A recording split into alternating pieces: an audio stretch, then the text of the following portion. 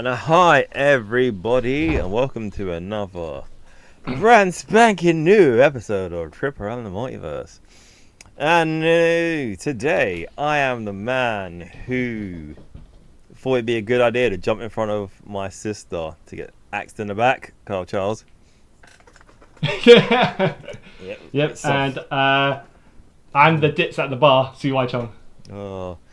And today, we are going to be reviewing the second film. Yes, the second film in the new DCU universe.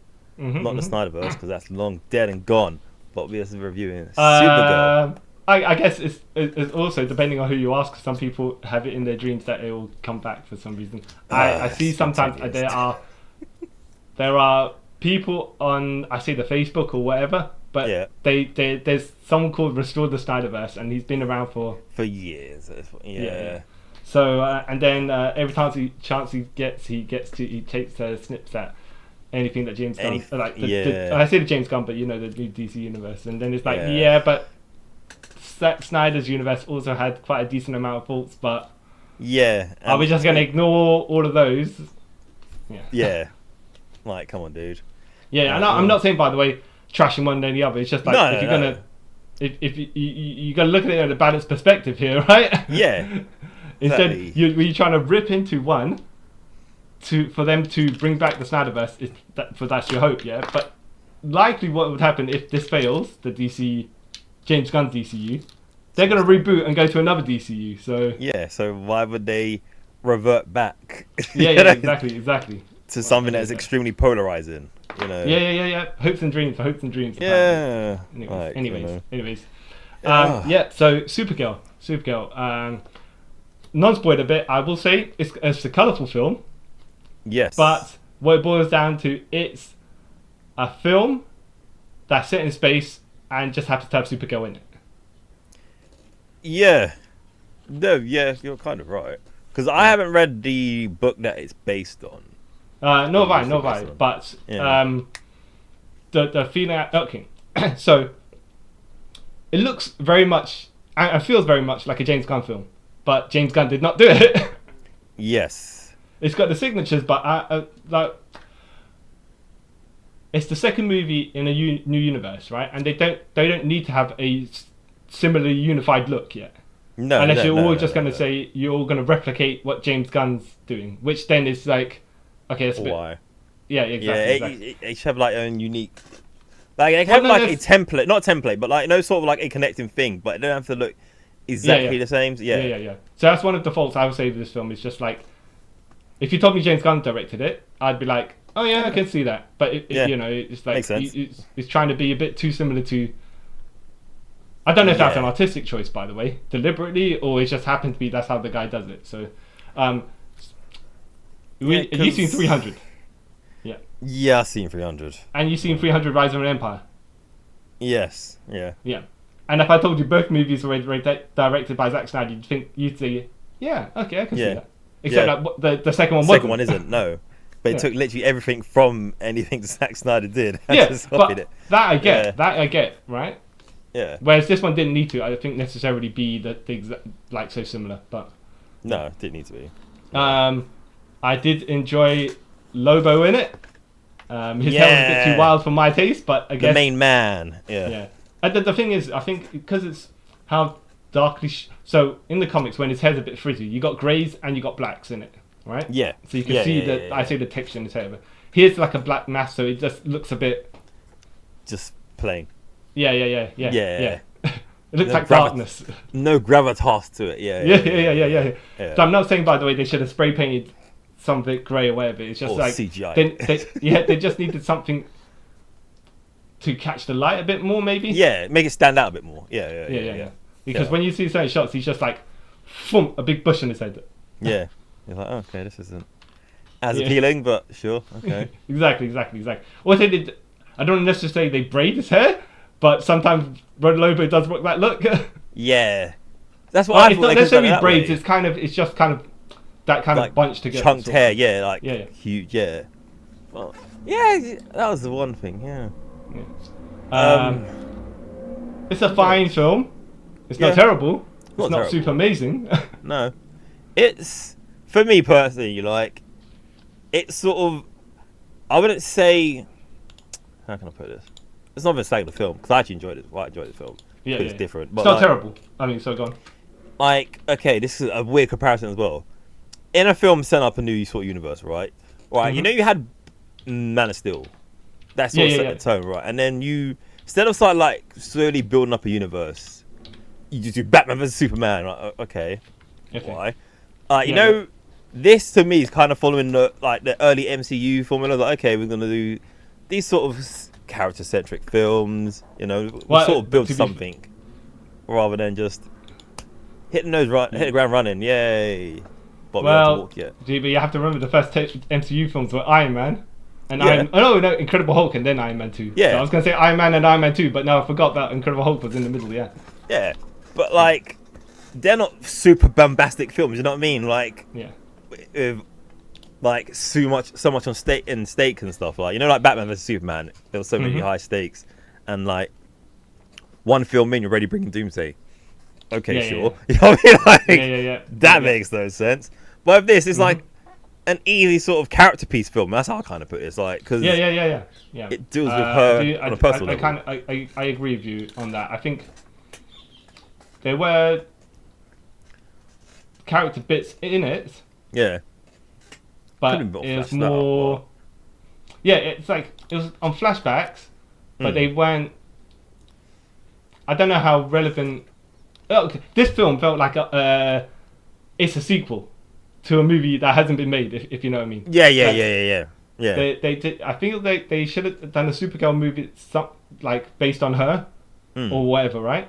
And then something happens that triggers this movie to happen. Yes, at the end of that, you know, and then so it just felt like, I mean, if it was a TV series, this might be the middle 3 episodes after the Christmas break or something like that. Where the heroes felt a bit down or whatever it is, gone off, whatever, on its own solo adventure, and then comes back to the team at the end of that, whatever it is, you know? Yeah, I kind of get that, because, like, they do explain why she waited, but, like you're saying, she just appears at the end of Superman, and she's really like this. I mean, if she spent sort of more time on Earth and stuff, and then done going with all this, then it'll kind of make more sense to me, but then they haven't really explained how long she's been on Earth, so that kind of makes exactly. I think it's one of those things where you kind of expect this film to be, for example, like you said, maybe if it started on Earth and she's trying to settle in, and then you got a couple of years gone by, and then she's like, oh, all right, let me just But it starts in space, and even at like you said, at the end of Superman last year's film, she just appears kind of, but there's no. It's like, okay, we're going to see her adventure next, Yeah. But it seems like it's going to be a wacky space adventure. Because, like, even which it kind of is, kind of is, but not like we get to know the character sort of thing. Yeah. You know, what drives her? What sort of thing. Because, like, maybe I want to say not the hero's journey necessarily, but just be like, this is how we get to this point. Yeah. And then how we turn. Make the turn, but like maybe if she was in Superman a bit more, the feel like Superman film, then you could kind of lead into this, you know what I mean, rather than just like, hey, she's a cameo at the end, and then the next film is all about her. Yeah, like if they touch upon like, even if it's like a couple of scenes in the first one, she's like, you know what, I kind of don't feel like I fit in here, and Clark's like, oh no, blah blah blah. Then you kind of have but just enough to set us up for this. Or they could have done it in, I say chronological order, but you have the bit where she's coming from Argos, Krypton, Argo City, whatever you want to do it, but you want to get to the point where she's on Earth a little bit, and you could do rather than putting everything on flashbacks, because then you don't see how she got to the point where she is. Yeah, you just be like, she is there. Right. Yeah. Well, what's that? I like the action scenes. It didn't overdo it and stuff like that. No. It's different. That's why I'm going to say that, right? I thought we were going to see some maybe Kryptonian martial arts, but they... a thing that DC forgets and remembers when it wants to. Yep. Yeah, and I don't know how much of this I would say is. I'm not expecting, by the way, Kara Zor-El to be like anything in the comics as a template or anything like that, right? But this Kara Zor-El is definitely like how much of her is any character version of Kara Zor-El we've seen in the comics, you know. At least Superman is Superman, and you expect a certain thing, right? Yeah. And I think they want to be like, okay, well, Supergirl's different than Superman, right? But she's a way left her. See, I kind of prefer that though. I don't know why. I kind of prefer that. Yeah. Then look, I will say, as in you haven't watched the Supergirl TV series from 2015, right? Not enough to where judge, they basically, because they couldn't do Superman, they were like, yeah, literally she is Superman and Clark Kent, and I'm like, but that's not her. Yeah. So I'm not saying it needs to be like that. Not like we say that Arrow is a rip-off of Batman, right? To a certain extent, yeah. But or even Green Arrow in Smallville was a rip-off of Batman because they couldn't get him, But neither here nor there, it's just more along the lines of you got to have. I feel like there's got to be enough differences, but enough similarities. To get the vibe across. But it was just like, this is this is what it is, and then bam.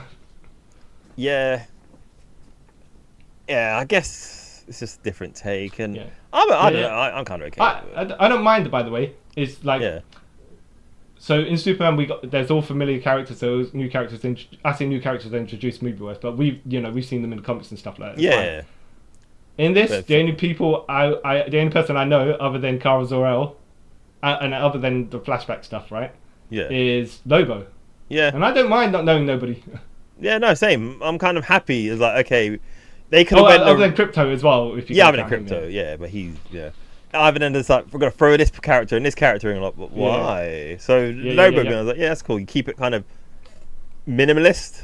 So it's not like, okay, we're just gonna give her like these people to help shift the movie. So it's kind of I will say the bad guy is not exactly memorable.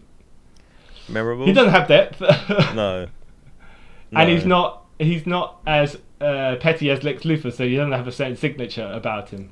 Yeah. He needed something more. And look, I don't want to say, he's super charismatically played. He was there to be there, right? Yeah. But let's just say, if it was a space team up, like if it was a Hunt movie in space, sort of, and Lobo was the one after her, then we get something that's a bit more different, you know? Because Lobo's got personality. This this villain does not. He's there to be kind of big, if you know what I mean. Yeah, but then I feel then it becomes basically a Lobo movie. That is true. That's the other. That's the other thing about it. Oh, by the way, the amount of screen time Lobo got, were you happy with it? As in, like you said, yeah. It's not a Lobo movie. It has Lobo in it, right? Yeah.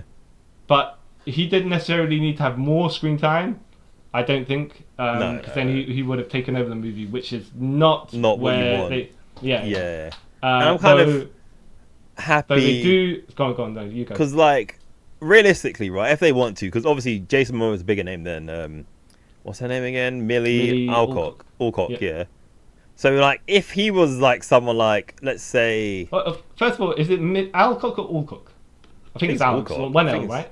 Yeah, one L, yeah. So it's Alcock, then? Yeah. Yeah, you're probably right. We'll figure out. Like, if it was someone else who tried to take over the DC universe recently, but had no prevail of it, say he was meant to be, like, a side character. You know he would have politic to become main character, right? Oh, yeah. I know who you're talking about. Yeah. So I feel like Jason Momoa, he probably he could have done that, but I feel like he's like, nah, you know what? I had Aquaman. I've sort of had my time. I think also Jason Momoa is like, look, I'm gonna get my own movie anyways, right? Yeah. I don't need to strong arm be the number one in this movie. Yeah. You know, this is my test role essentially, even though he has the role to be for his own movie. Yeah. You know? So I was quite happy with that. So yeah. So I kind of liked how they kept him minimal. He had a part in the plot and everything, so it was quite good. But then like it was good that he came halfway through rather than like from the beginning. Yeah, here's Lobo. Let's just throw him in. I do think though, the advertising was like, oh yeah, here's Lobo. Rather than, would you prefer it being a surprise, or would you think that's fine? I throw lots of things, and he thought he should be a surprise, but throw it all out there. Yeah. Yes. Though then for Spider-Man Brand New Day. Yeah, which I've been avoiding those trailers like the plague. I've literally. Oh yeah. But what I'm saying is the certain characters that they say they're going to be in the film, and I'm not going to say them, even in case you don't know who they are. No, you probably do as well because they're plastered everywhere. Yeah, the only one that I'm still kind of surprised they've kept who the person is under wraps is what's her name, the girl from Stranger Things. Yeah. And whether Daredevil is in it or not. Yeah. So I'm quite glad if those are the surprises. Oh, that's cool. Yeah. And rather than you told me this, so what's the point of me seeing the film? Yeah. Some other surprises they could have had, but they were like, you know what? Nah, let's just use them to advertise the film. Which it's creative choices, whatever. If they think they use them characters to bring in more audiences, then okay, fair enough. Yeah. But like you're saying, I mean, I thought Lobo was cool in this film. Yeah. But it was not. I didn't necessarily need it to be a Lobo film. Yes. It wasn't. Yes. It's not Supergirl and Lobo like Deadpool and Wolverine. Yeah. It's Supergirl and Friend, the other girl. Yeah. Oh yeah. Random. Well, no. Story relevant. You know what? That character's more relevant to the story than Supergirl. Yes. Yeah, basically. This whole thing is. So when I say Batman Begins is a crime movie with Batman in it, crime drama, and Batman just happens to be in it, it's fine because he works within it, right? Yeah. Whereas this, you could have taken Supergirl out and the whole movie still would have happened. I don't know. Probably ended a lot sooner, by the way. Yeah, she would have got killed straight away. Yeah, like. Unless Lobo takes pity on her, but yeah. Yeah, well, I kind of like that Supergirl kind of was in the wrong place at the right time. I kind of like that about it, like, and she even questioned like, "Oh, why have you doing this?" I don't know. Yeah. To be fair, as well, I don't know what to kind of expect from Supergirl film, so. Yeah, exactly. I wasn't going there with any expectations. No, I wasn't going there thinking it's gonna be like Superman, but with Supergirl in it. You know what I mean? Because then now to be like, copy paste plot. Exactly. And at least this one makes more sense than a 1984 one, isn't it? Is that when the original one came out? Well, that was different from Superman, but quite a lot different as well. Yeah, saying that was mega confusing. Just like Matrix. That was trying to introduce witches and magical powers. The other weakness they have, you know. Imagine if they went that route for this, yeah. Yeah, I'd have been like, okay, this is definitely got a tank. Yeah. But what are you giving this movie then? You're saying it's like a thumb and a half out of 2. I give a thumb in the middle as well. Yeah. On the scale of 0, 1, 2, and you get the halves in the middle. I'd give it a 1. It's not offensive. It's not terrible. It's not offensive. It's not terrible. It's a good adventure film. I just feel like it's the middle film that you should have in the trilogy rather than like have you played The Last of Us? You haven't played The Last of Us. I've played half of the first one and then and do you know what happened at the beginning of the second one? Even though it's like how many years since this point, so I avoided the ending of Last of Us, but I know what happens in the beginning of Last of Us 2. Joel dies straight away, right? Yeah. Spoilers. Which should have been the beginning of the third one if you were going to do it. Yeah. But, you know.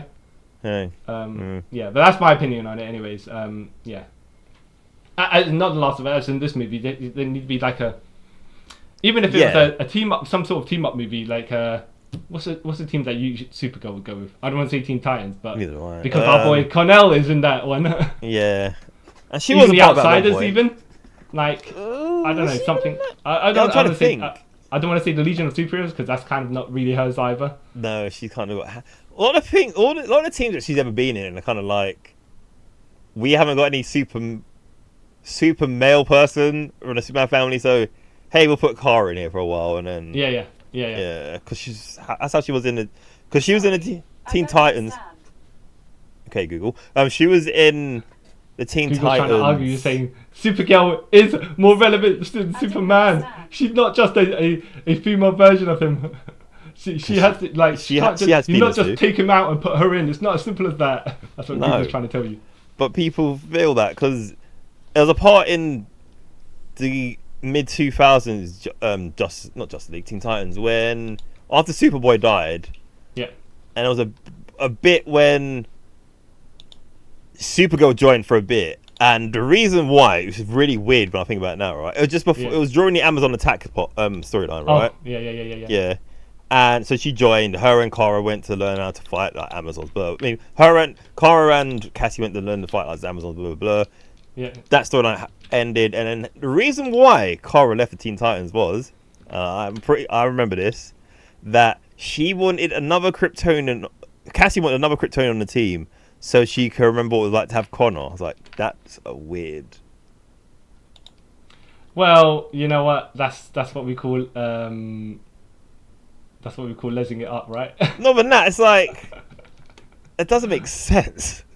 I mean, like, I don't know. They're like two different people. By the way, right? By the way, we 100% know that Tim Drake is bi. Yeah, is Cassie Sandsmark also? I think she might be at this point. I don't know anymore. They don't know. Well, yeah, because from what you're telling me, it sounds like she was just trying to, it made no sense, and Kara found that out, and that's why she left. I was like, but okay, like, yeah. So you're gonna hang out with another speedster, so you could remember what it was like to have Bart around because Bart died late. You know what I mean? Yeah. I think sometimes some people write stuff sometimes with an idea. Yeah. And then when you read it, you're like, that doesn't make sense. Yeah.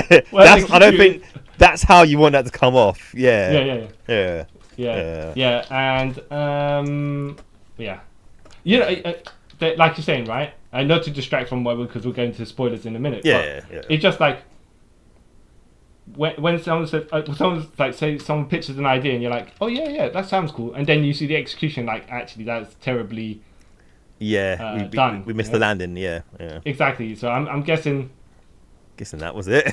yeah. It's like, okay, when you I don't know how you even got past the pitch stage. It's like, yeah. But then when you write it down and make the character say it, then you're like, I don't know. Yeah. I don't know. So are they lesbians? You know what I mean? Like, it's that sort of thing. It's like, I don't think that's where we wanted it to go. Yeah. Yeah. If they did do that and that's the way it did go, I congratulate them first, right? And I'd same. Yeah, exactly. Like, okay, cool. You've done something kind of like progressive, but for I'm like, boy, was that a choice?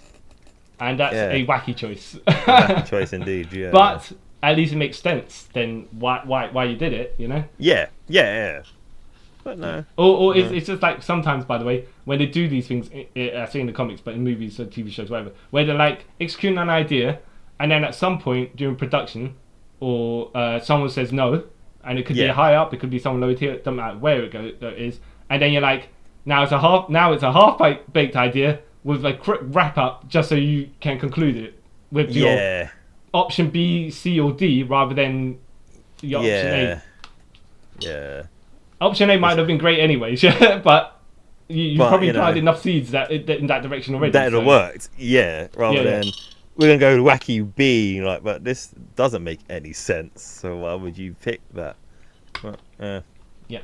Okay, so, any more non-spoiler stuff you want to say, by the way, before... because the only non-spoiler thing is, like, if you want to watch this film, don't wait till the end because nothing happens. Oh yeah, End the credits. So nothing happens. Yeah, I'm kind of glad, by the way. This is a space adventure film. It's like it doesn't need to be based on Earth, unless, of course, like we were saying, if the setup was on Earth and then she went off in space, that's fine. But I think it introduces the vastness of the world as well, because Superman was set mostly on Earth, and I'm sure we're going to get Man of Tomorrow, which is going to have Earth-based stuff as well in it. So you don't want to have too many things already set on Earth. Yeah, because they've already shown, like, Lex Luthor and his thingy suit, innit? His mecha, his purple and green suit. Yeah. which looked okay. It's Krypton Killer. What? I can't remember.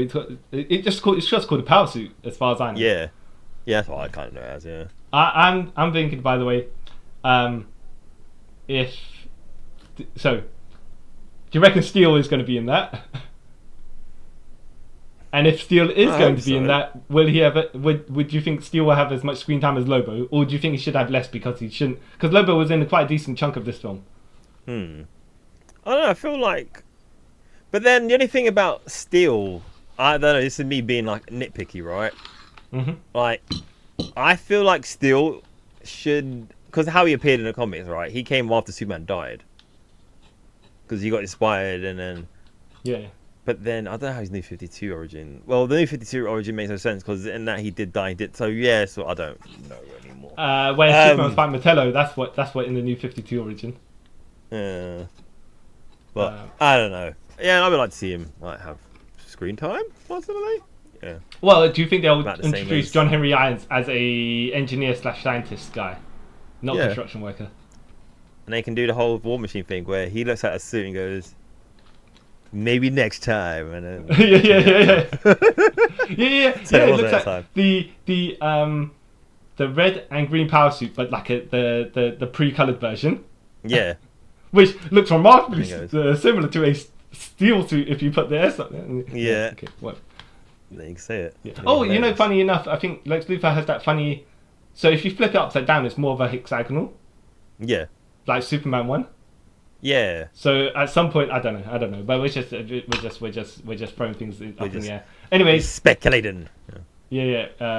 So but I'm suspecting this film at some point there'll be a combination of Superman and Lex Luthor DNA. Yeah. If it gets that far, yeah, I'd like to see it. If I'm honest. Yeah. You know. Well, I think there might be a little something, an Easter egg even.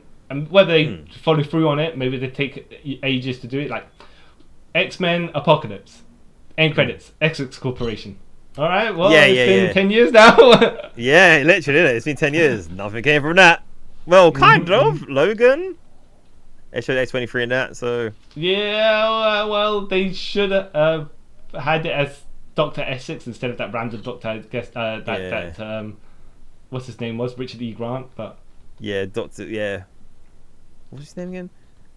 Dr. Rice. Yeah, they should have had that instead, but yeah.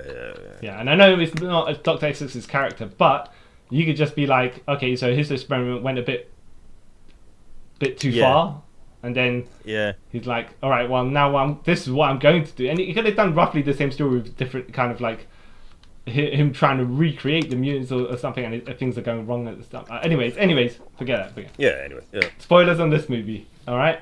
So.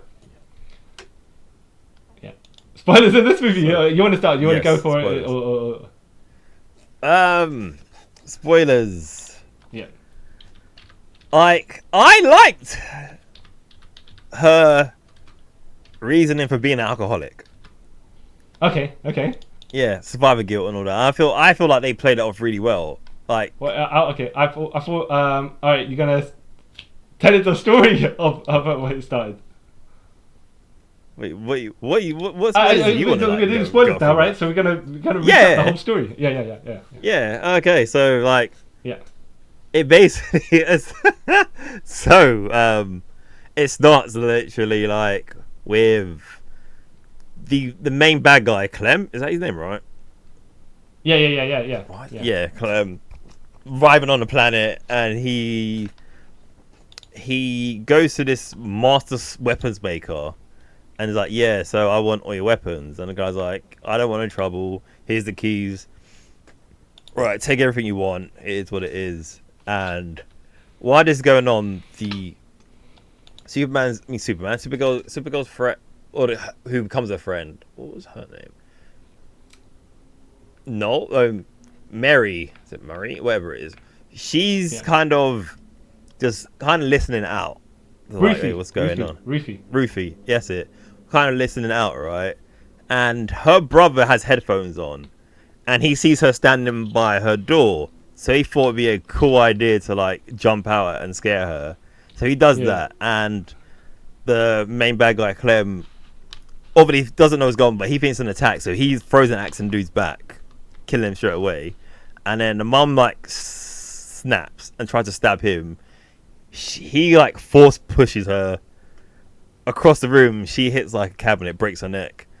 Yeah. And then the dad starts to fight. He's like, who are you? Slices him up, kills him. And while this all goes on, the house sets on fire. And he's like, okay, let me take the weapons and let's roll. So while this all going on, Ruthie's watching her house literally like burn down. Yeah. And then the next shot is where she's buried her parents. And he's like, okay, I'm going to seek revenge on this guy. And this is where we meet our good friend Cara Zor-El. Yeah. Drunk as F, as they would call it. Yeah. White girl wasted. White girl wasted, as they also call it. Yeah. In some like dive bar in. Well, she's in her spaceship first. Yeah. And then she's talking about, and like Clark's trying to send her a message, but she's like bleep bleep. She's just listening to the video message and just kind of switching off it. And then she's like going back to the dive bar to get more drunk. And she tells us by Crypto that she needs to go to the Red Sun because that's where she could get drunk. Yeah, drop a little bit of her powers don't work there, exactly. so she becomes normal. Yeah. Which and then makes she's sense, just she's just dancing in her drunken alcoholic whatever it is. Whereas in space, people can speak English, the common tongue as they call it, right? Yeah. But I know that there's universal translators and all that stuff. So I don't know how. It is what it is, isn't it? I mean, I know in the sense of in the Marvel universe, they've got the translators built into some of the colours and stuff like that. Like the Ravagers and whatever it is. So, all right, fine, space language, everyone's saying the same, but I'm just going to say Kryptonian. Look, they are not necessarily speaking English in space. Oh no, she says it's the common. So maybe it's an intergalactic space language that is the common tongue. Yeah, we'll say that. Yeah, that's which makes more sense. Look. I would say probably in this world, English is the common tongue, the most common tongue, right? Yeah. Other than you want to say by proportion, Mandarin, it probably, but Yeah.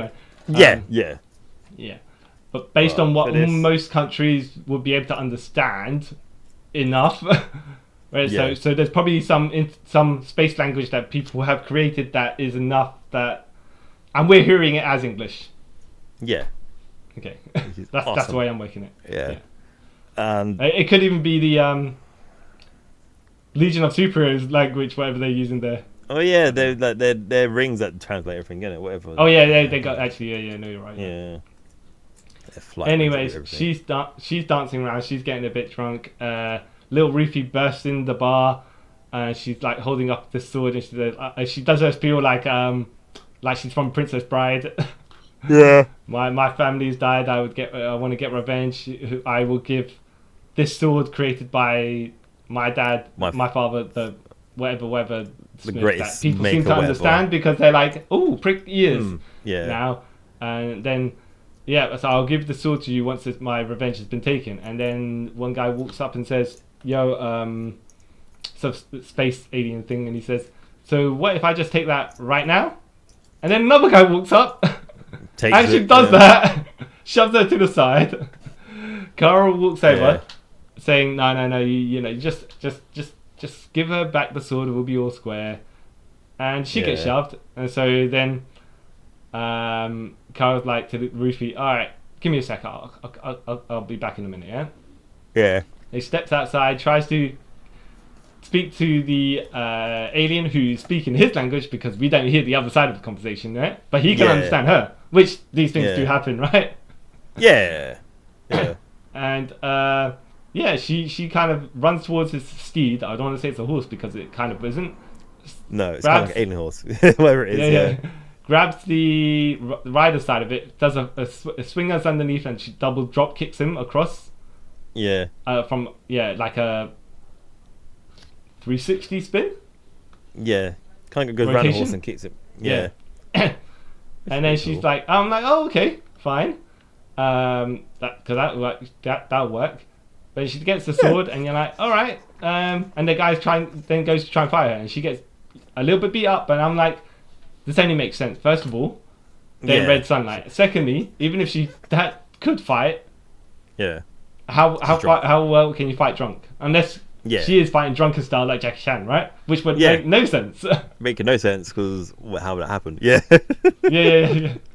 So I was like, wait a minute, is she just going to get over the hangover really quickly? I don't know. No. Yeah, it doesn't really explain. But it's alright, So she makes short work of him. Yeah. So I think Crypto's inside trying to help. The first aliens held the door and said, no, right? To Crypto and Rufy coming out, but somehow they get past him. And then Crypto bites at the guy that is fighting Kara. He bites him, spitting in the nuts, right? And then Kara clobbers him with his own weapon. Yeah.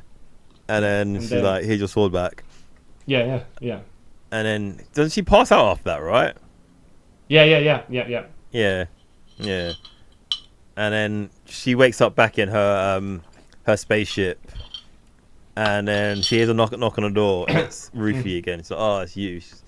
And she gives the whole spiel again. She goes, I've heard this like so many times at this point. I'm not going to help you. And they're like, why not? She goes, because basically, like, she kind of says to him, getting revenge when what you get from that? Yeah. And she's like, oh no. He's like, yeah, well, I don't think you'll last that long to get it, like, get your revenge. And they're walking through a spaceship, and that's when Rufy sees her Supergirl costume, because Supergirl right now just in like a normal clothes and a trench coat. Yeah. And then then they go outside. Crypto's taking like a pee, and this is when we see Clem come back because his ship's being destroyed or something, so he can't leave. Oh, sorry. The girl's dad, forgot that. He blew up their ship with his like self-defense mechanism around the house as well. But yeah, so they're looking for a ship, and they happen to find Kara's ship conveniently as well. By the way, they conveniently just happened to find. Yeah. Because I think when she says it's like a caravan park, like of ships, because you saw other ships there as well. Yeah. So then they turn around, they see him like taking stuff, like about to take off the plane. So they run towards the ship. Like you're saying, right? As it's a trailer park for spaceships, that I can get, right? Where they find a spaceship because they're looking for a spaceship, not specifically hers, right? Yeah. But the fact is, when they get to hers and they just crush something or whatever. And just go inside. I'm like, her security is crap. Yep. Yeah. And I could, if they were saying, oh, because she's Supergirl, so why does she need security, right? Yeah. And she's got crypto. Fair enough. But there was no mention. She's like, not even them rewiring or anything like that. They just open a bit and just go like, and then they're like, just like, all right. She left it wide open for everyone still. Yeah. And there's nothing, no contingency plan to her, but so then they're running back to the ship. And Crypto gets way ahead of him, and he's about to go and jump on Clem, and he shoots a poisonous dart at him. Is it 2 or 1 of them? Either way, one. Yeah. So then Crypto just falls to the ground, and Kara's like obviously more concerned about Crypto because it's her pet. They fly off, and then they take Crypto to a doctor, like an alien doctor, a space veterinarian, right? Yeah. And she's like, this is where we did, like, not the plot dump, but like, he's been poisoned and he's only got 72 hours to live.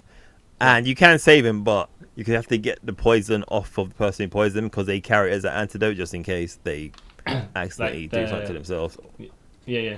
Now, this, by the way, at this point, I was like, Ruthie was translating for Supergirl, right? Yeah. Translating from the doctor to, and I was like, okay, so are we going to find out what's going on is, she's lying about the translation in order to get Supergirl to do the mission.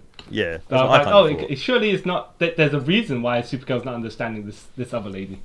Right? Yeah. And it's just and there's no subtitles. It's just to hide what's going on. Yeah. But no, I was like, they could have went that route. It could have been like, they could have been that way. I dupe to you to help me. But you know, I think why they didn't do that? Right. Because they done that in Deadpool Wolverine, didn't they? Oh, maybe. Yeah, because that's how he got Wolverine to help him, and it's saying, you could, if you help me, we could save your planet. Well, I don't know, your universe, but yeah. So maybe that's why they changed that, which would make sense. Yeah. And then so Kara's like, okay, cool, I'm gonna help you, just get there because I need to save my dog. So then, actually no, that's wrong. Then Kara's like, okay, I'm gonna go. I can't fly anymore because I ain't got a spaceship, so I'm gonna get this space bus to where I think they're gonna be. I do like that, by the way. They have transport ships from one planet to another. Yeah, I thought that was cool. Earth is too primitive apparently to have one of these. Yeah, it's like, you guys suck. You gotta get to the moon first, maybe, and then get a shuttle. I don't know. So Kara's like, yeah, Kara's to her like, I'm not helping you. I'm just gonna save my dog. So then Kara gets on this bus, and then she just not relaxing, but like, stewing in her anger, obviously, because she don't want Krypton to die. And then she hears a bit of commotion from the front of the bus, and it's Ruthie because she accidentally sat on someone else's seat or something. It was she left the bag at someone else's feet. And as custom for that, that is a highly insulting thing. Yeah. To do with their mother, apparently. To that race of aliens, yeah. Yeah, exactly. So Kara came and helped with like, hey, yeah, come with me, and then they sit together, and Kara's like, okay, once we get to this planet, yeah, I'm not helping you at all. And she's like, but you have to, because it's sort of honor for Kara's like, I don't really care, I've got my own stuff to deal with. Then the spaceship gets stopped by these high-tech they're like space pirates, but they go for like high-tech stuff. They're like, they kind of remind me of the Reavers from Guardians of the Galaxy. Lots of this film reminded me a lot of Guardians of the Galaxy. A bit too much, right? I mean, like, it's not like I think it's just too much of the same vibe. Not to knock it. If this came out instead of Guardians of the Galaxy, it'd feel more original. Yes. Yep.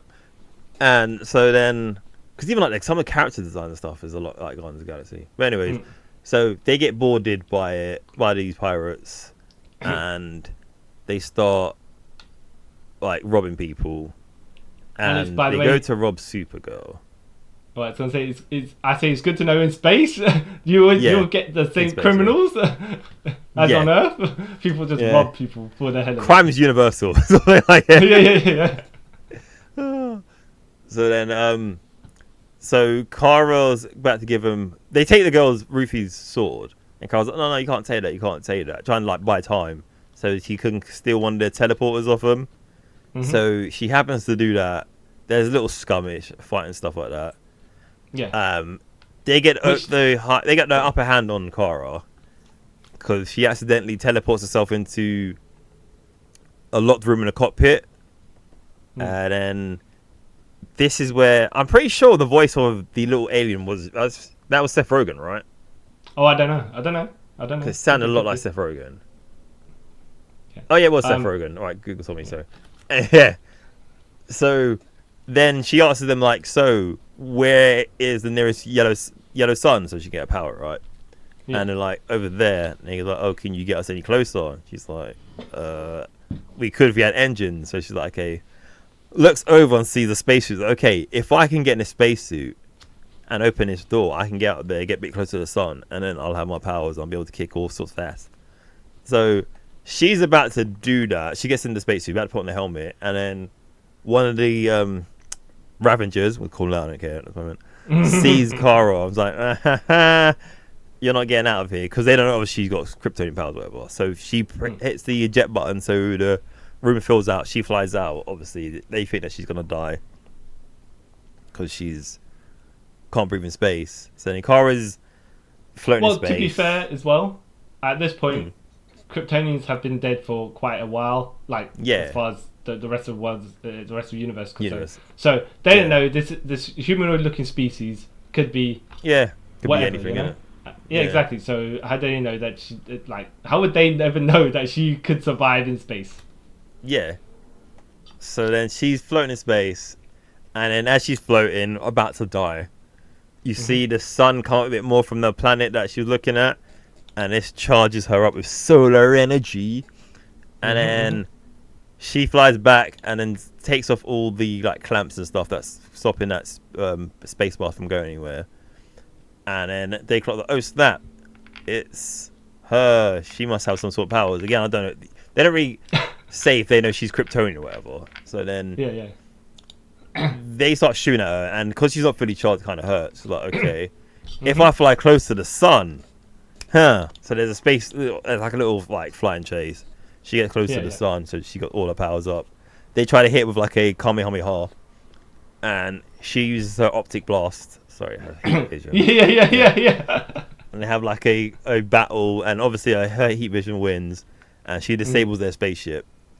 And then it goes back to her landing on the bus stop planet, I'm gonna call it that. With Rufy. Rufy's like, oh, I didn't know you had all this strength. Like, yeah, well, not many. It's a yellow sun, you know, it powers me up. And she goes, oh, so then why are you on that? So how come you didn't have your powers on the planet I met you? She's like, oh, the red sun takes it away, so that's why I go there, because they're the best booze. I'm like, okay. Yeah. And then I can't remember why they're on this planet. Why are they on this planet again? Oh, this is where they said that they should be, right? Or some people know where the dregs or what they're called.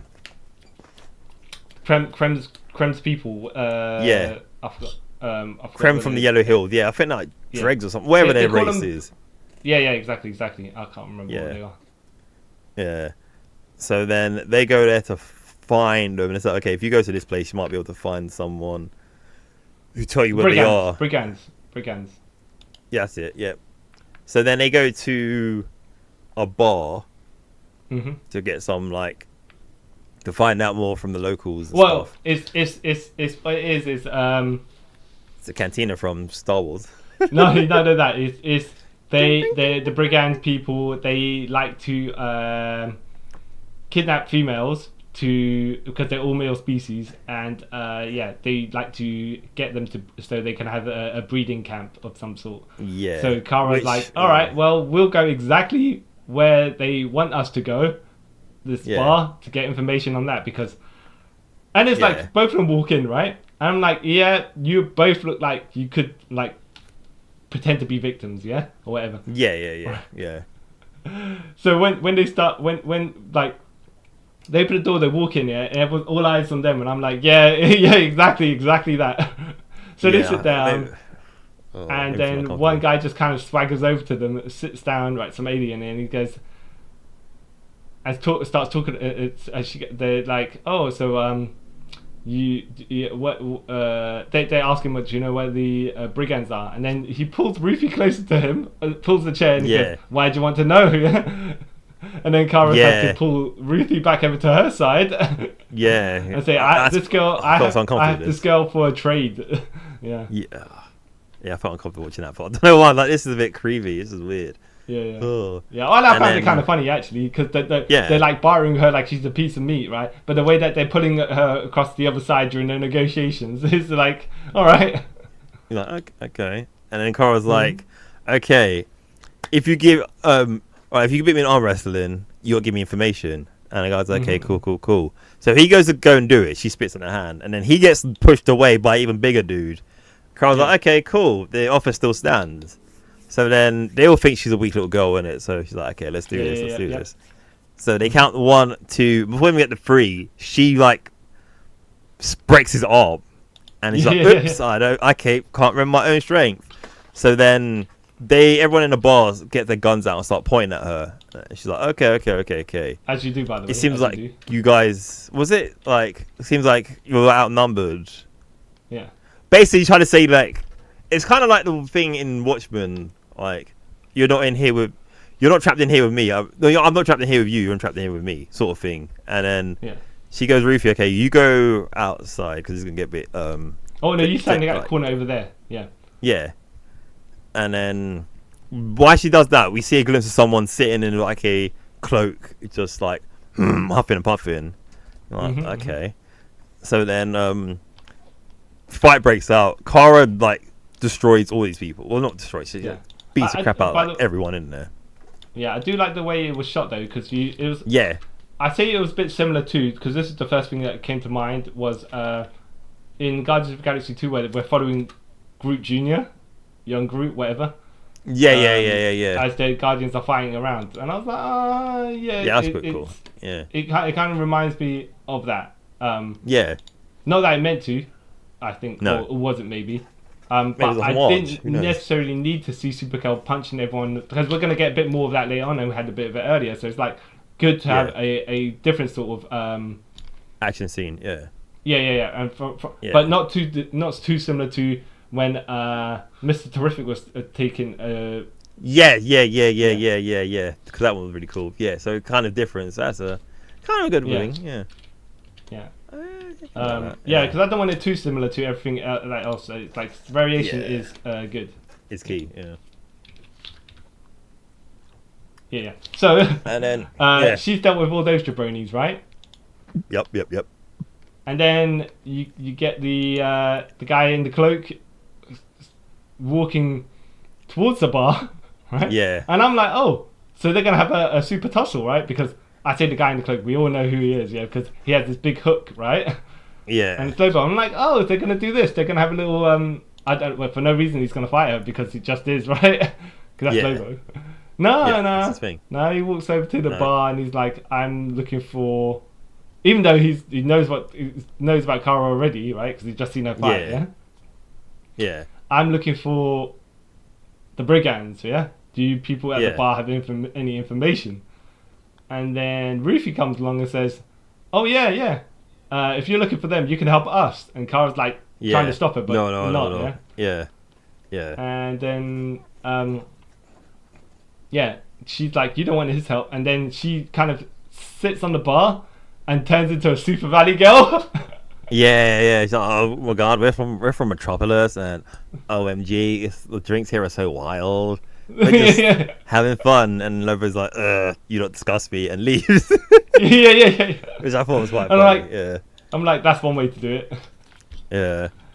And then that's when Kara kind of explains to Rufy and that who Lobo is. Like, he's a, what's his race of people called again? The Khazarians? Yeah, Khazarians, yeah. And like he killed them all. Not so the Frankie Khazarians. No, they're not them guys, no. Some people thought it was a Z, I don't know why it is, And so you don't want to do anything with him. He's a bounty hunter. He's crazy. He killed us all of those people so he could be the only one, 'cause he's got a huge ego. It's like, oh, okay. Well, he could probably help us. Like, we don't need his help. He crazy. So then this is when they start talking to the guy who owns the bar. The people, family own the bar, and they're like, we can tell you where they are. I know someone who can get you to find out information, blah, blah, blah. So they're like, okay, cool, that's good. And then the male owner goes out, and you see him talking to an alien, and the alien goes a different way. So Kara's kind of suspicious then. She's like, okay, that's a bit weird, but not think anything of it. So then they meet the family at their house, and they're like, okay, our friend's coming soon. He's going to give you information about it. And like, okay, cool. And the guys, the husband is like, okay, but the girl, she must be tired. Let her rest upstairs. So then Kara goes her upstairs and says, rest for it for a bit, just we'll find out what's going on and then do what we have to do. And then that's when Rufy asks Kara about her sister. I mean, like cousin Superman's. Oh, so what's your cousin like? And she's like, he's opposite of me. He's everything good, and you want to be him, but you can't be him. And he's like, okay, he sounds like a cool person. And then is this where they have the flashback of her and why she's the way she is? Yeah. So they show her. So go on. No, go on. You go. Yeah. I thought they were gonna be showing how Kara, main continuity Kara was sent from Krypton at about the same time. Roughly. And then she gets caught in, but she's like a teenager, so she gets caught in the asteroid field or whatever it is. Yeah. And gets in stasis or whatever, Phantom Zone, whatever it is they're going to say. Yeah. But no, they do differently here, where Krypton's about to explode for whatever reason. The core is going to erupt. There's a force field around Argo City. Yeah. It goes into space, and she gets born. Not long years after, later, like 2 years later or something like that. Because she said Superman's 10 years older than her, innit? So it'd be like 8.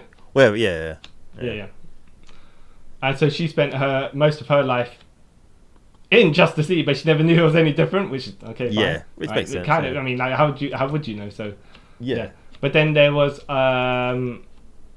when they lifted when Krypton, that part of Krypton and force fields, like parts of Krypton have kryptonite, hence why I think even the explosion, but that's why it's kryptonite. I say everywhere, but yeah. So it's been slowly seeping into crops and whatever food that people are eating and stuff like that. So people are dying. Yeah, kryptonite. I was like, it's kind of grim actually. That's one, that's one way to do it. Yeah, that's a origin story that gets you into PTSD. So I can see how. Yeah. So then she basically sees her mum dying. Yeah. And they're like, that's when the doctor's like, we're all getting kryptonite poisoning. Yeah. So, go. Great for us, sort of thing.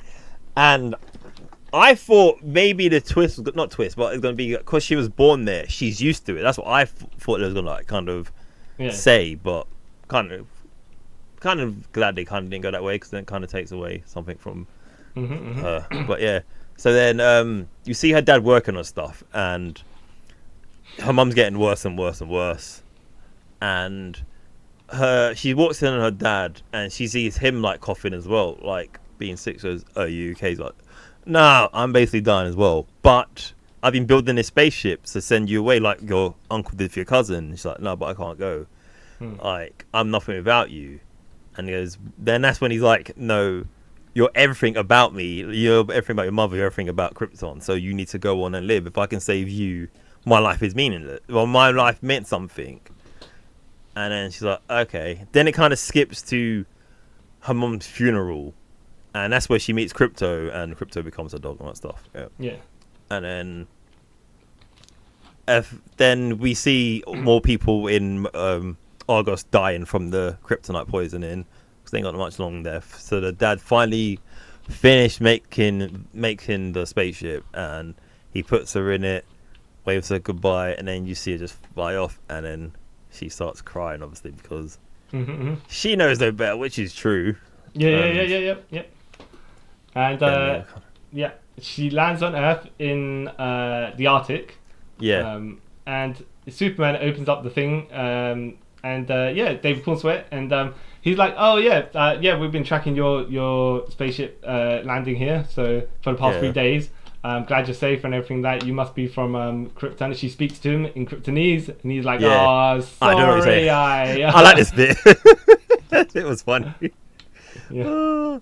I'm sorry, you gotta understand me. What made me laugh, and he goes, I don't know why I'm shouting that. You're gonna make you understand even more. But that's a thing that people talk it slowly. Yeah. Talk it slowly and louder. It's gonna make someone understand. So I thought that was hilarious. Yeah. And so he's like, oh look, come to the it's cool, isn't it? The fortress. Like, look, Earth is cool. I'm sure you'll settle in well. Just give it a couple of years. Well, and then give it some time, right? And then you kind of jump cut to her in Metropolis. Oh, but just before that jump cut, it goes, oh, by the way, your powers are about to kick in 3, 2, and then that's when it gets overwhelmed by all the sound because you can hear everything now, because of the superheroing. And then it jump cuts to her sitting on a bed with a Walkman trying to drown out the sounds.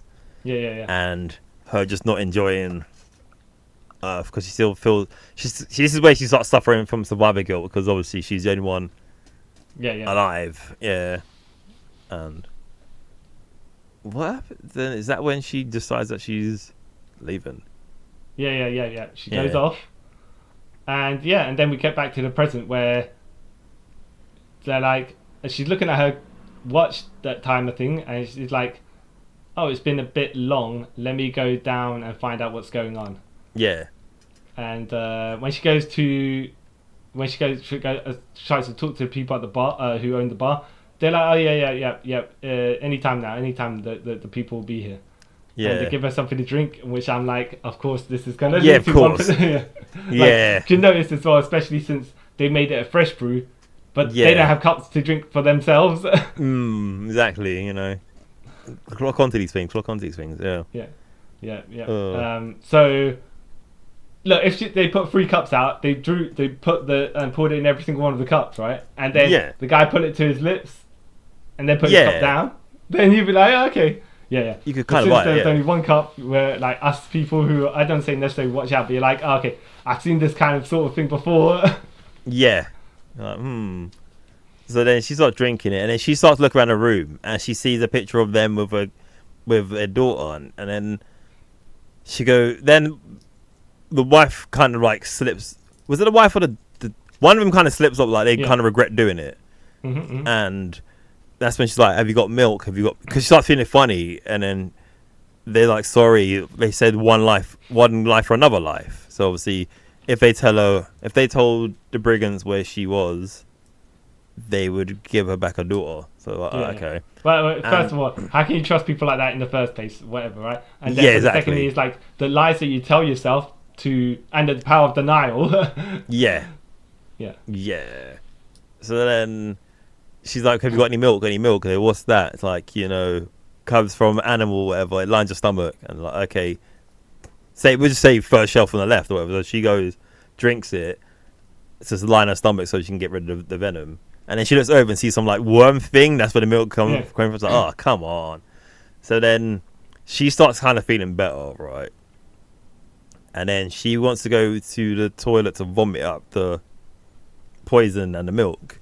And that's when the brigands come in and start like it blow way into the house. And they're like, "Oh, it's you. We found you," and stuff.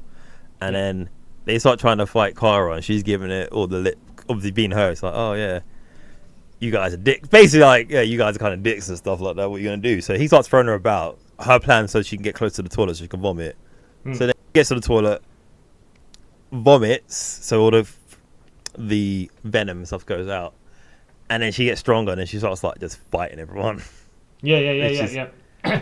But half strength, because obviously her strength coming back because she needs to like be better.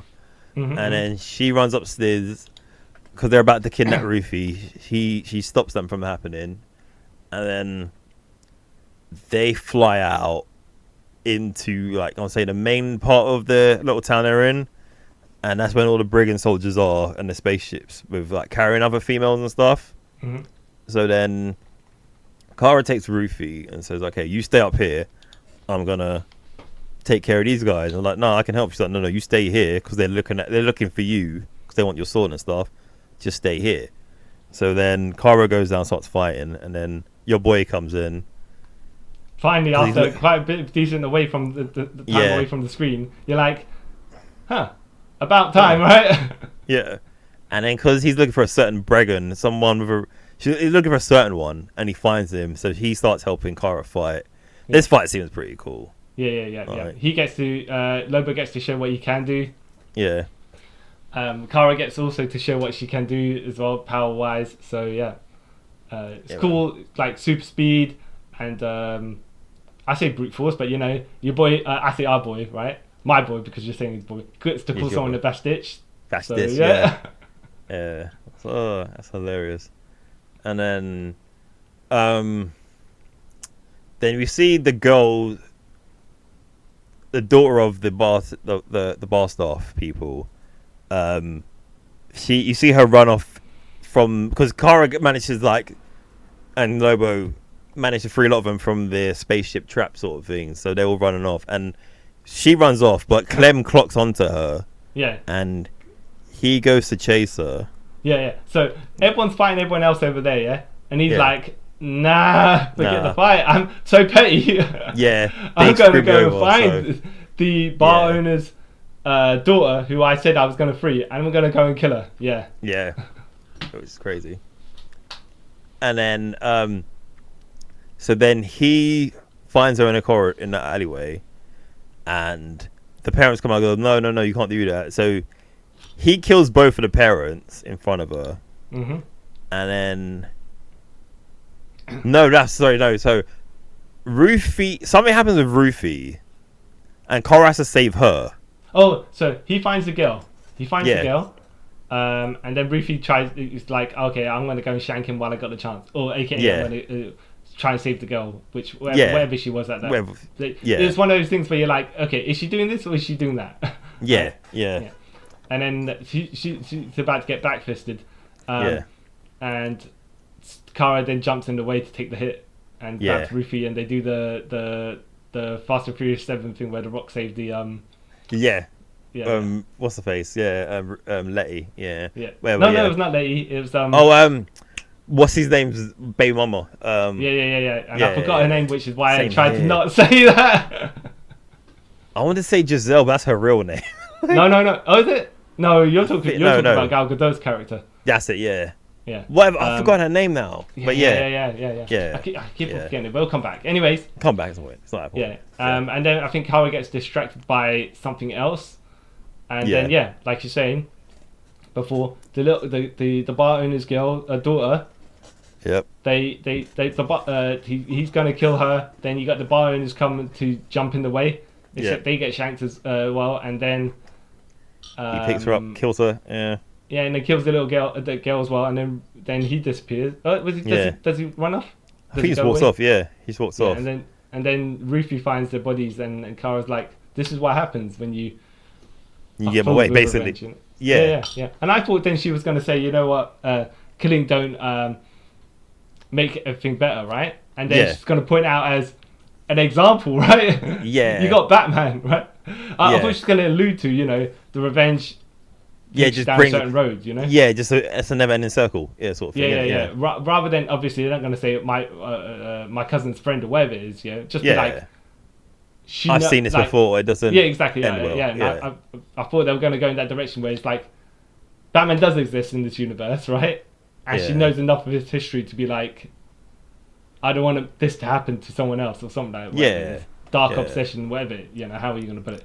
Obviously, if it was Punisher, it'd be completely different because you go off the rails there. But and then Ruthie has a go at Supergirl saying, but like, you prefer me to be a drunk like you, that sort of thing where they lash out because they don't. I say they don't know any better, but children. You're like, oh, that's what I mean. There's, I don't want to say necessarily the bigger picture, and there's some truth to it as well. It's just when you've been told one thing by a person who you see is in such a state, even if they're speaking logic, you're not gonna take them seriously because you're like kind of anger. And then and also Supergirl was like, look, if you kill him, how am I gonna get the antidote? If you die, like, and it's like you ruin my chance of getting it. So then after that, they kind of make amends, sort of, in a way. But then, no. She goes off. She basically says, "Look, you stay here. I'll deal with the rest of it." And she goes. She goes to one of the people that they one of the brigade. Is it? Yeah, the one that's from the bar. Yeah. The one that betrayed, not betrayed her, but basically the one who the bar people talks to, that guy, some like alien thing. He's like, "Hey, you're gonna tell me where they are?" And he's like, "I don't know what you're talking about." So then she threatens him, and then another guy goes, "Yeah, I'll tell you where they are. They're on this planet." It's like, "Okay, cool. All right, I'm going there." So then, does she fly there herself? No, they give her, they bag her up. If you come with us, you got to wear this. They bag her up. Yeah. And then I'm like, of course she's got X-ray vision, so it don't even matter, right? But it does matter. So then they get to the planet, and Kara's like, "Okay, cool. I'm gonna end this sort of thing, right?" Mm-hmm. And then she gets off the ship, starts walking a bit, and then she sees because a good thing about this film, what I kind of liked, when she went to different planets, they told you what kind of sun it had, which I thought that's a cool little thing to do. And then she gets there, and then the yellow sun's on one side, but the side that she will coast on, she turns around, and then you see like green lights that come in, and it's a green sun, which is kryptonite, I guess. I've never gives a kryptonite radiation. I don't know however it works. I've never seen a green sun in the comics that causes something like that. Oh, either way, but whatever, right? Whatever. Look, if that's what's going to be in your continuity, and there's nothing contradicting it, fine. Fine. I mean, hey, this is the same continuity that we're basically saying that Superman's parents sent him to rule over planet Earth. Creative liberties. I'm alright with that. So then she starts like Wait, by the way, like you're saying, green sun kryptonite radiation, I don't know for sure, but if you're saying green sun poisons Kryptonians somehow, yeah, kind of makes sense. Yeah, kind of makes a bit of sense. So so then she's basically starts dying, and then she's like just like, and then someone drags her away, and she passes out. Then she kind of wakes up and she's in a cave, and we find out it's Ruth who dragged her there. Like, yeah, I followed you again because I was mean what I did, and I shouldn't have said that to you. I know, like, my judgment's been clouded by what's going on. And then Kara's like, well, she can't really say anything because Kara's just like there, sort of dying on the side of the cave. Yeah. So then she's like, "Can you get me water?" So then Ruthie leaves the cave and goes to get water, but then she sees some of the brigands around, and she's one in the lake where she's getting water from. Is like, and then I got a jump scare by this. So the guy behind just appears out from nowhere and grabs her. Yeah, that made me jump. She gives her the rock backslap. Yeah, backslaps her. So then, so she gets kidnapped basically, and taken to their prison. Yeah, where she's like, you can't. Like they're asking her where's Supergirl, and she's I'm not gonna tell you. Like, okay, cool. As you're the way you are, you're gonna be I'm gonna wrong out your death. So he leaves her there, and then she looks over and she's Lobo. And like, how do you get caught? Goes, things happen. Basically, he goes. First of all, hunters don't get caught. I'm here because I want to be here. Yeah. and then he's like, things happen. Yeah. Get sloppy sometimes. But you just wait, and it's all going to be cool. It's all going to be all good. Yeah, I'm here for a reason. Yeah. And then it flashes back to Kara, who's still dying away. Yeah. And she's wondering what's happened. Kind of in her, I would say she's wondering what happened. But then we've seen the green sun it's like going low, and the yellow sun not rising yet. And then we go back to the little girl who's now begging. Oh, please! I'll tell you where she is. Yeah. Please, sir, like let me go. And I didn't mean what I said and stuff like that. And so she, the guard at the door is ignoring her, but then the guard further away is like, stop it, stop, just let her out. She's been incessant, and we'll take her to Clem and get the information. And the guy's like, all right. That guy, the guy further away decides to walk away. And this guy opens up the cell, goes in there, and then she uses her handcuffs chains to strangle him enough. Yeah, pass him out. Yeah, and then yeah. And she gets his keys, and then Loba's like, "Hey, you're forgetting something, little girl." Yeah, and she's like, "Oh, all right, yeah." So she unlocks him. He steps out, goes, "Oh, hey, it's going to be a party," and then when he turns back, she's kind of, you see the vent swinging open, like she's already got there. I'm like, okay, fair enough. And then he's like, the party's about to begin. So then I kind of passed out at this part and I woke back up because I went to work super early and I was super tired and I saw the later showing, so I kind of missed this bit. So tell me where you got to, like we did with He-Man. Tell me where you got. You wake up and I'll tell you what you missed. I woke up when Kara starts fighting everyone. Okay. So just before what's her name left? Ruth left. Yeah. She said she bought this because she had her spacesuit on, and she thought she bought Kara's Supergirl suit and basically said, I bought this for you, and she's like, no, this is just a suit. This is not anything special. Nothing. It's not gonna help with the radiation, whatever. Yeah. So then, Ruthie goes to pick up her sword. She finds it's like the armory area, right? Yeah. Because she's peeking down the vents. She sees her sword. She goes and gets her sword. One of the brigands opens the door, right? And he decides he's got a bucket and he decides he's gonna pee in there, right? Yeah. I'm like, so either is where you put all your swords and weapons where you take a pee, or is it because it's the bar area or whatever it is? You guys are just having a good time over there. You do you want to walk too far away? Yeah. You walk in the opposite direction, and just because or whatever, right? Whatever. So weird. Yeah, so he says like he opens the door. There's a little bit of tension where he's opening the door and it swings back a little bit. So you have to grab the door to pull it and everything like that. Yeah. and then he's looking back because he's hearing sounds and stuff like that. But the door's like she's keeping the door closed. Anyways, when he's done, he kind of closes the door and you see the sword's disappeared. She's already back up the vent. Yeah.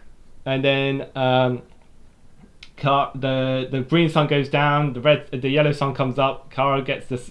She's like, yeah, okay, now we're back in action. Yeah. Puts the Supergirl suit on, and flies over, starts kicking ass. Yeah. Oh no, what's her name?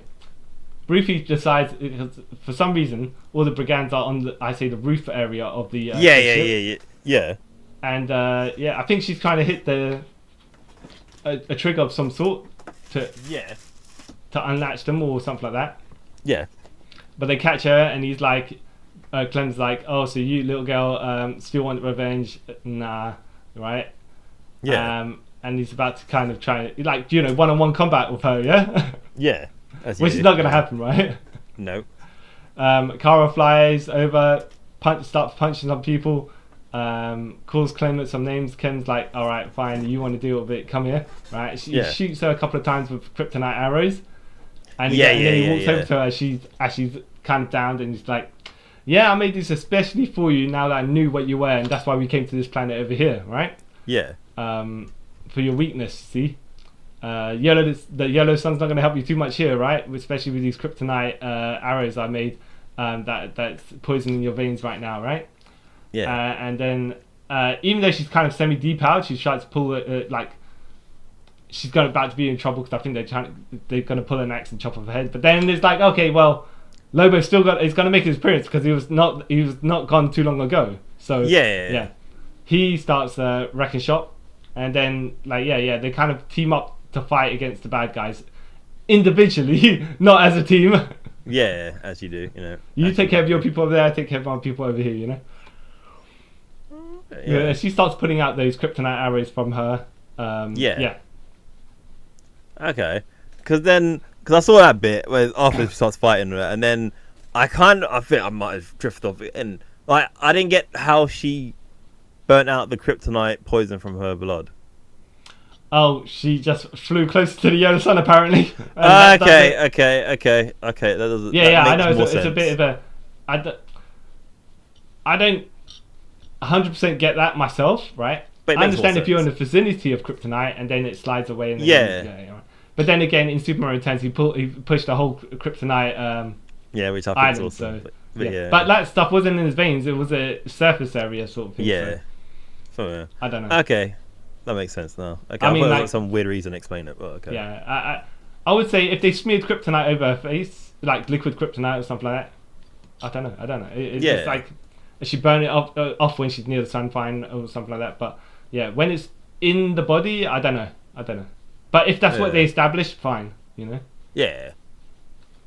Okay, so it is what it is. So okay, cool. Yeah, so then all the hijinks happen, the fighting, and then she kicks the crap out of Clem, and he goes flying somewhere. Oh, by the way, yeah. Way before, when they were first having their brigand fight, I think there was one of these tanks or whatever it was.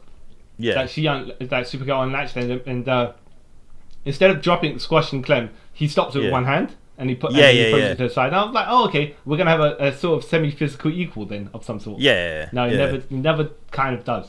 No, I'm glad for that because he's a terrible human being.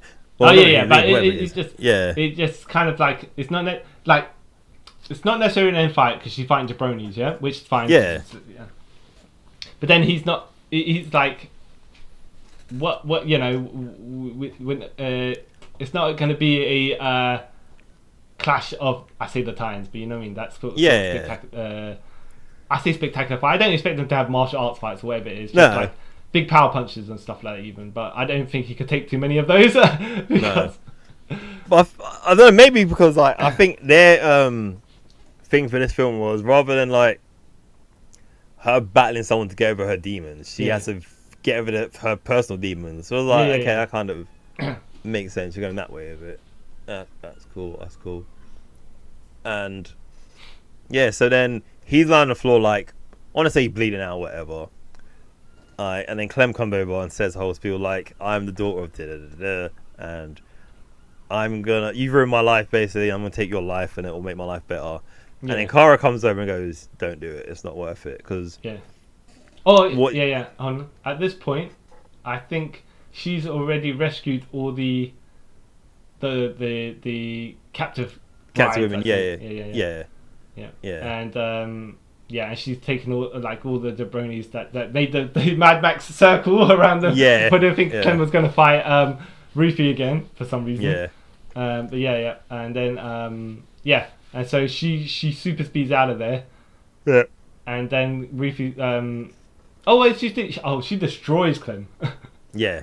She batters him. Yeah. And then dashes them into the ground, and then Rufy's like, "Oh yeah, I'm gonna finish it." And then Kara's like, "No, I'm not gonna stop you, but you shouldn't, right? Because the best revenge is to live a good life or something like that, right?" Yeah. Your revenge should be you living a good life, unlike him. And I like that. It's like, okay, cool. And I kind of saw this bit coming. Yeah. And I was like, I'm okay with it. So then Kara goes over and he's like, "So you're not gonna kill me?" He's like, "Nah, screw you, hippie." No, it's just not what she actually says. She's like, "No, like you kind of deserve this." So she stabs him once. Yeah. And like, I thought he was gonna leave it as that. Yeah. And then he's kind of like, sort of begging for his life. And then she kind of says, "Your life's not worth living," and she stabs him like in the throat. Yeah. Killing him. And I don't know. I can see why people would not like this take. I kind of like it because she knows that he's gonna come. If he's still alive. It's kind of like the Zod thing where people didn't like in Man of Steel. It's like she knows if she leaves him alive, it's cycle's gonna continue. So she's got to cut the head off the snake and kill him. And she'll rather take that she'll rather take that burden than give it to Rufy because Rufy's still young. She could live life. Now the difference is between the Man of Steel one. Yeah. They had deliberately written that to try and do, get to. It's like, but there's other options there at that point, right? But this is different because this character's choosing to do that. Yeah. Rather than she didn't have no choice. She chose to do it because she's like, you know what? Yeah. Sometimes you got to kill a mofo. Yeah, and I'm not saying, by the way, Supergirl's a hardcore character, whatever. But when I saw Lobo at the edge over there, and I thought, oh, so are they going to cop out, right? Are they going to get Lobo and he kills to kill him? Yeah, that's what I thought. But then when she did, I was like, okay, so I'm kind of glad they didn't, but at the same time, this is a bit weird. Yeah. Because he just looks at her and then drives off, isn't it? Like, yeah. Okay. I was like, oh, is this going to be a wound that this guy, we see him survive later on? Like in the end credits where he's got surgery on his neck or something. So and he comes back for or something, isn't it? Yeah. Or necessarily like, or not come back, but like it's hinting to he could come back. Yeah, or he survived and then someone else kills him. The next big bad or whatever it is, Yeah. Which kind of alright, they didn't. So yeah. So then it was a bit of a all right, but then nobody knows, so it doesn't matter, right? Yeah. Maybe.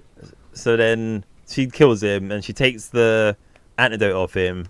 They go back to the planet they were on originally to see the space vet, and they give Crypto the antidote. And Kara's like, "Please let it work, because Crypto's just lying there. And she's like, "Come on, you're a good boy, you can do this." Then he wakes up, causes havoc like he always does, and she's happy for him to be alive, obviously, because it's Crypto, the best boy. Yeah. And then she's about to say bye to Clem. It's like, we've come a long way, thanks for everything. Rufy, sorry. Where did Clem from? I was thinking of the Walking Dead game. But anyway. Clementine, yeah. Yeah. Ugh. So he's like, okay, so you will be alright living on your own, right? Sort of thing. Because I got to go. And she's Crypto staying with Rufy. And she's like, come on, Crypt, we got to go. Yeah. She said, so Rufy's going to stay with her aunt. Yeah. Like and then Crypto's still there. She's like, okay, will your aunt miss you, sort of thing? Will your aunt be okay if you disappear for a couple of days? Like, sure. So then... I never got to finish celebrating my 23rd birthday. Yeah. So then they go off and have fun. And then it goes to her coming back to... See Superman coming to his house and about to sit down. Then the front door opens. Yeah. And it's Kara and Crypto. It's like, so I'm home. He's like, oh, okay. how long you're staying for, because he thinks she's just gonna, because he's been trying to get her to stay there for a long time, and she's kind of not, because that's it. She goes, how's your day? He goes, oh yeah, I just beat this guy, but I would really like to use your help with this guy. Actually, I would like to lose your help a lot. Like, yeah. I don't know how you feel about here. Yeah. Mm-hmm. And as he's like, yo, I feel like I might stay, and he's like, oh really? He's like, yeah. So he gets happy because obviously he gets to spend time with his cousin. Yeah. And then Crypto starts smashing up his kitchen. Goes, so, but where's he staying? As a joke. But even though you know he's serious because he can't afford to be fixing his house every time Crypto goes off. And then Crypto starts going into the pantry, and he's like, oh no. No, that's chocolate. That's chocolate. Yeah, That's chocolate. Yeah, you cannot be eating that. Oh no. And and then we get the end credits. Yep. So that's all good. And I was expecting a after credit scene, but same. I sat there the whole time. Yeah, did you? I know I didn't sit there the whole time. I was like, I think one of the people tidying up the cinema was like, no, there's nothing. Because normally, right? Yeah. When that comes up, I normally go on Google quickly and check like, is there a post-credit scene for this film? But a lot of the times I've done that and it ends up spoiling it for me. So I was like, you know what? This time I'm not going to do it. So I sat there the whole length of whatever those credits were for nothing. I was like, oh, okay. Great.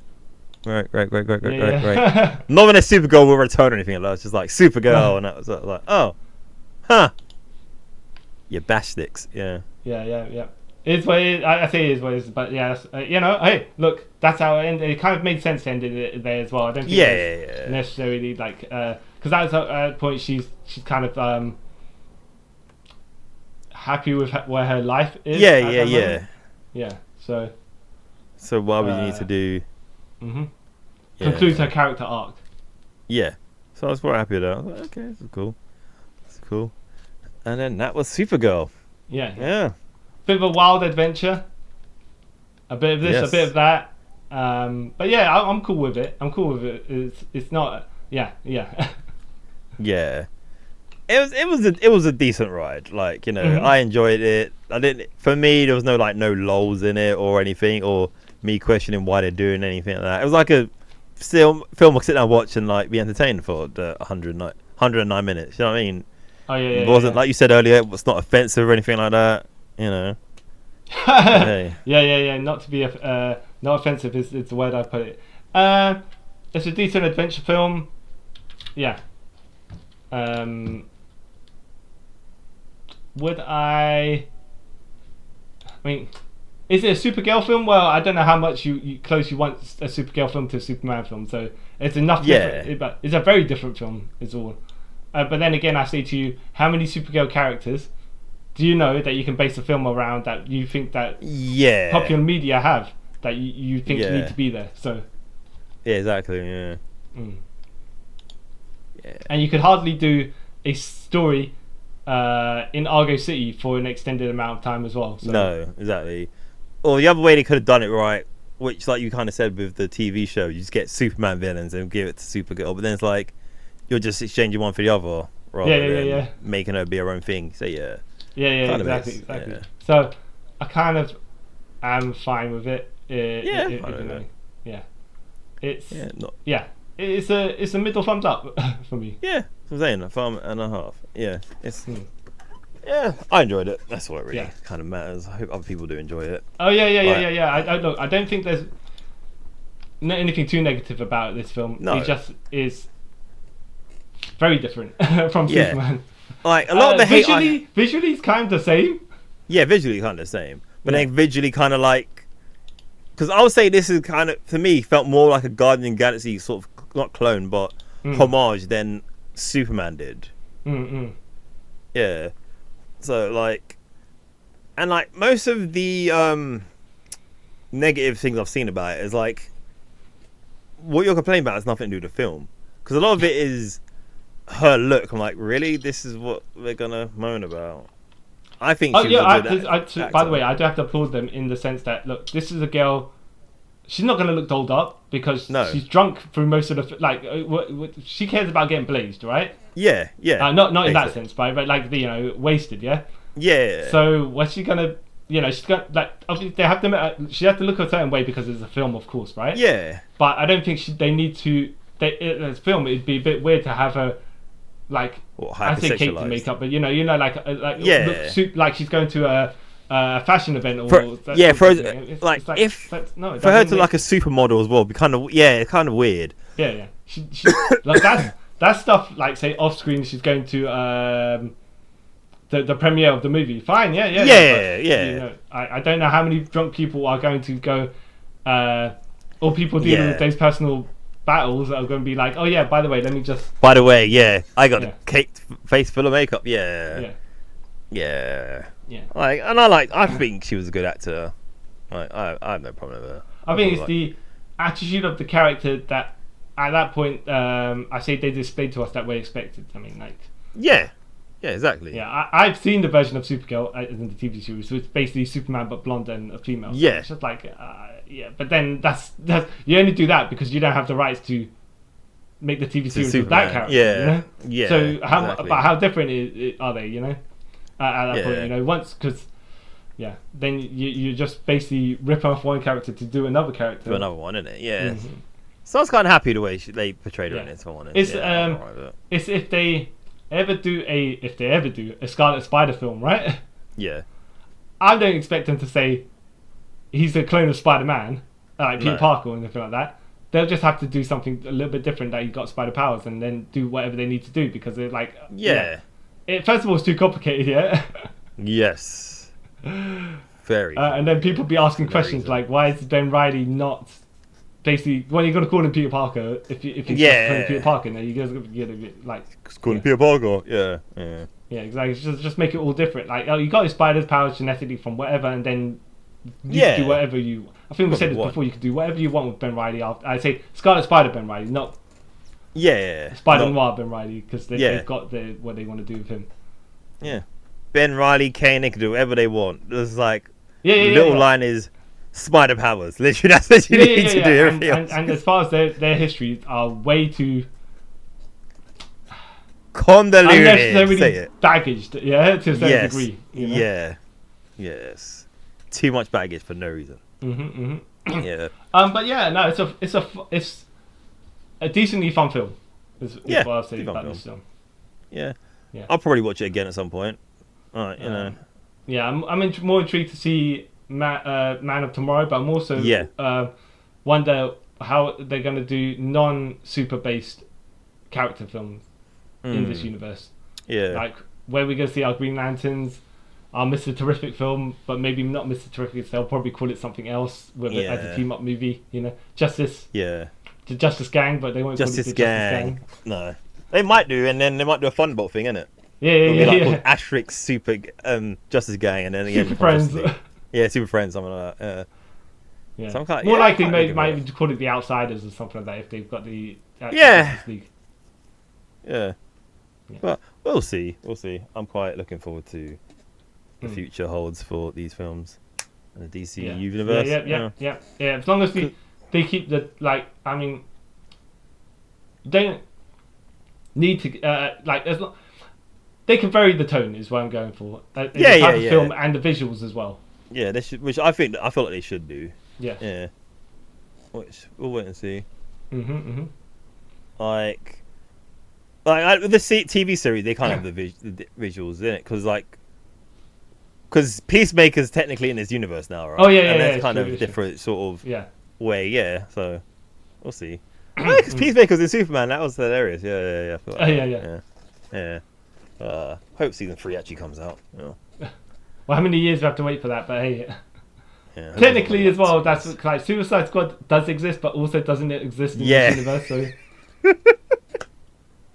like 25% of that movie exists in the DC universe. The rest doesn't. Like something happened that is similar to the events of Suicide Squad, except because some of those characters don't exist.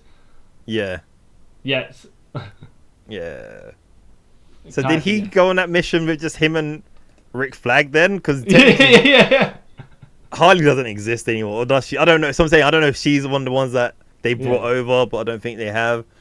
The only one realistically you can kind of get around is Bloodsport, really, isn't it? Yeah. All the expendable ones like the is it Lancer or? Oh, yeah, but either of those people, yeah. Yeah, what's yeah. it? Polka Dot Man and stuff like that. So yeah, Starro, so, yeah. Certain people. Yeah. King Shark, yeah, you can't get around with them, yeah. Yeah, okay. But yeah. Look, all I can say is, and I'm not knocking it. It's a decent film. It's a decently fun film. Yeah, decently fun film. And kind of like. But what do you expect? They just went a bit wild in the sense of, that you have no basis for what a Supergirl film should be like. Yeah. Other than Jesus. there's Argo City. So unless you're going to say it's going to be Brainiac collecting the bottles of Condor and stuff like that. Yeah. You know. That's the only thing, really. Yeah. Yeah. Because I thought it might have went that way. I was like, don't go that way. Yeah. And what were we expecting? Lucy Lane in this? It's like you don't. Yeah. Yeah. What's the Matrix Supergirl? Forgot her name. Yeah. yeah. But then she's Matrix Supergirl, so it doesn't really matter. Yeah. Cameo from Matrix Supergirl though, like pre. But she no, but not as the. I know you mean. As the protoplasm version. Yeah.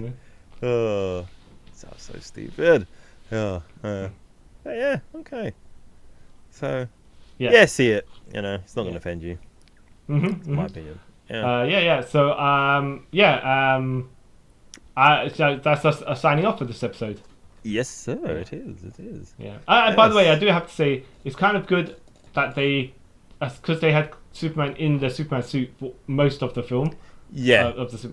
And a little less of Clark, but I would have had a little bit more Clark. But we'll probably find out from the flip side of Man of Tomorrow, where it's gonna have some more background to it. Yeah.